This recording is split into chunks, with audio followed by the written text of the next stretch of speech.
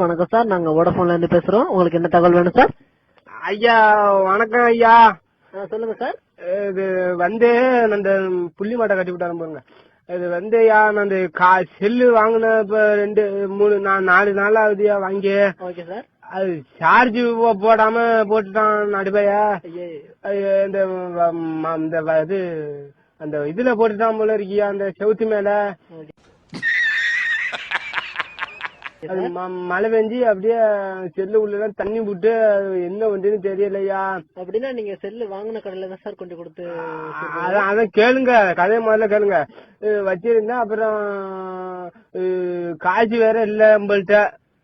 100 நாள் சம்பளம் வரணும் பார்த்தா ஒருத்தரும் குடுக்கல. உங்களுக்கு வந்து வோடபோன்ல என்ன தகவல் வேணும் அதை மட்டும் சொல்லுங்க. வேற ஒண்ணும் தகவல் ஒண்ணும் வேண்டாம். அந்த சின்ன மாட்டு பிள்ளைக்கு கல்யாணம் வச்சிருக்கோம், வந்துருங்க சார். நீங்க அதெல்லாம் சொல்லக்கூடாது சார். நீங்க உங்களுக்கு சிம்முக்கு எந்த இது வேணும்னாலும் நீங்க கேட்டுக்கலாம் சார். இதெல்லாம் பேசக்கூடாது. என்ன சார் புரியாம பேசுறீங்க? கல்யாணத்துக்கு வர மாட்டீங்களா? வந்து இப்ப நான் என்ன உங்கள்ட்ட சொல்றது? அதெல்லாம் வரலாம் சார். வேணா பத்திரிக்கை வைங்க சார். பத்திரிக்கா பார்க்க மாட்டாவளா கல்யாணம்? கல்யாணம் பண்ணா பத்திரிக்கை. வேற எந்த தகவல் வேணும்னா சொல்லுங்க சார், நாங்க எல்லாம் கட் பண்ணிடுவோம்.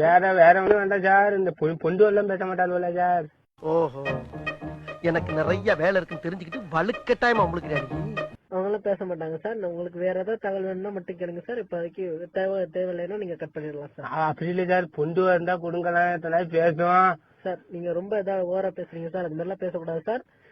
இல்ல சார், என் பொண்டாட்டியே மாதம் இதுக்கு விட்டாவோ அழைச்சிட்டு விட்டாவோ அழைச்சிட்டு கடலை போடலான்னு கேட்டேன். நீங்க கோச்சிக்கிட்டீங்களா?